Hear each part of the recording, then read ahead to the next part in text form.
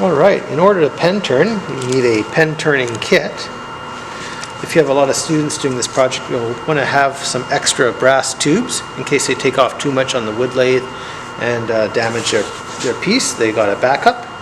You'll need a pen mandrel for the lathe, as well as some bushings, and the live center, which is to support the mandrel.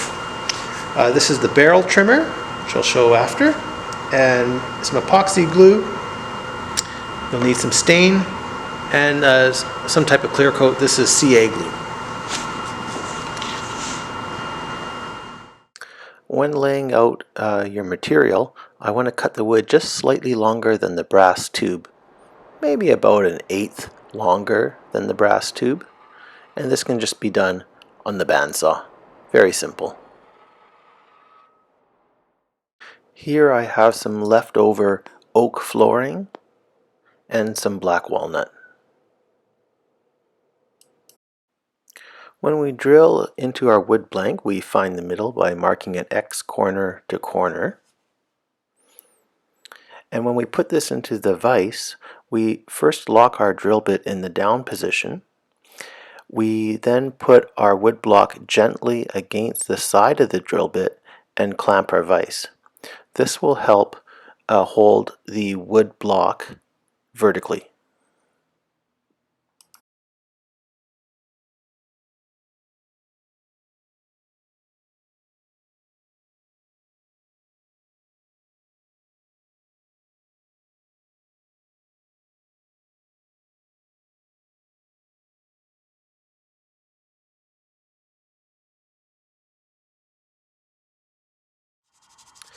I give the brass tubes a light scuff with some medium grit sandpaper, and I use 2-part epoxy to glue the brass tube into the wood blank.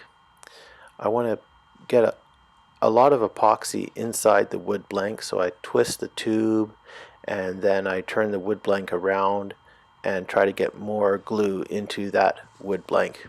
You want a nice strong bond so these two pieces stay together when you're turning it on the lathe.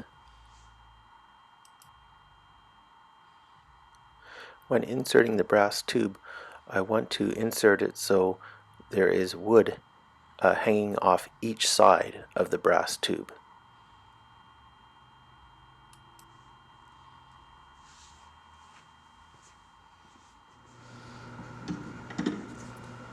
Here I'm going to use the barrel trimmer to clean the ends of the wood blank.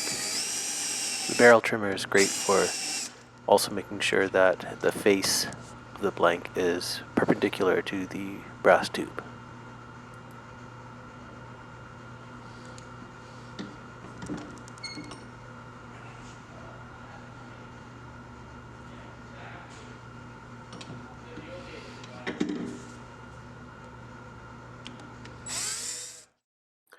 Here I'm adding the Morse taper number 2 mandrel into the headstock. I'm going to put on 2 bushings. I like to use 2 bushings between the headstock and tailstock because I find it gives more room for my chisel.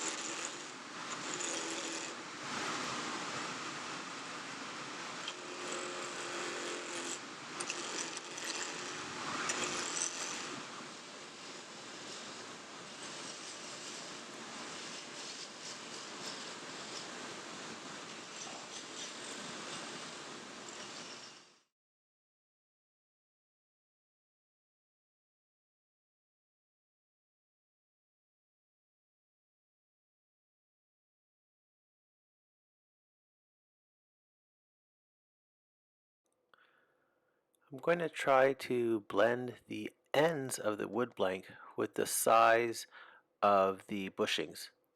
This should make a nice smooth transition between the metal pen components and the wood blanks. There are many different ways to add your final shape. I'm just trying to go for a slight curve here.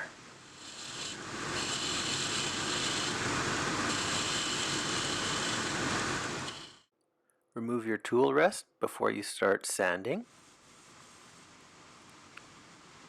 Make sure to hold the sandpaper by the edges and fingertips in case it grabs.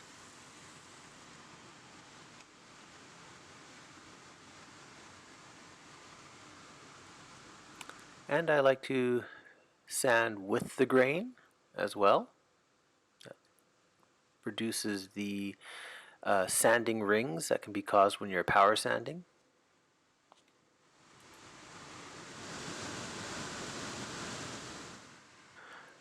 Often I have my students stain their wood pieces off of the lathe, and that way other students can use the lathe and reduce the lineup.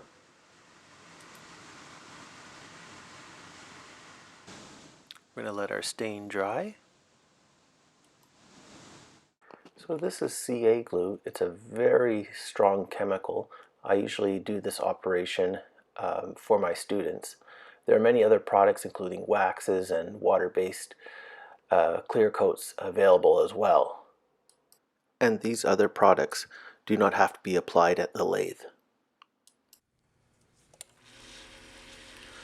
I use a good quality paper towel when applying the CA glue. I like to hold the paper towel on the ends with my fingertips in case the paper towel catches and wraps around the rotating pen. You want to keep your hands far away. Another reason for the paper towel is if it does catch, the paper towel should tear or shred, unlike a cloth, which can wrap around and get very dangerous.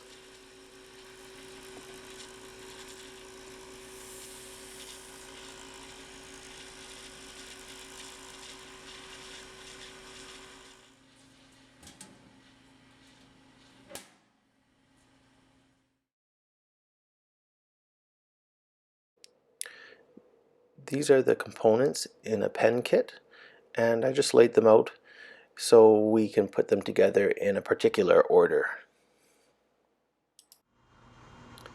I'm going to start by pressing the pen tip into the wood body. I'm going to use the bench vise to do this.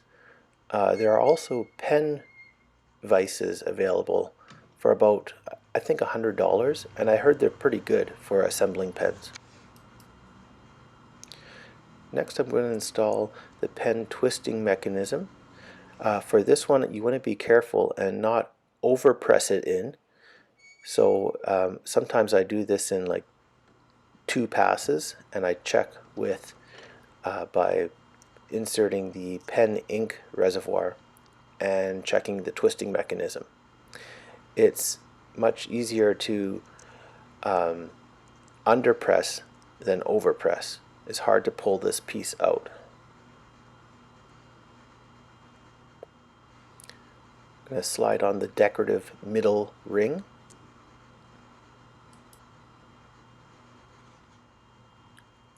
I'm now going to press on the pocket clip. And this is the last piece to press with the vise.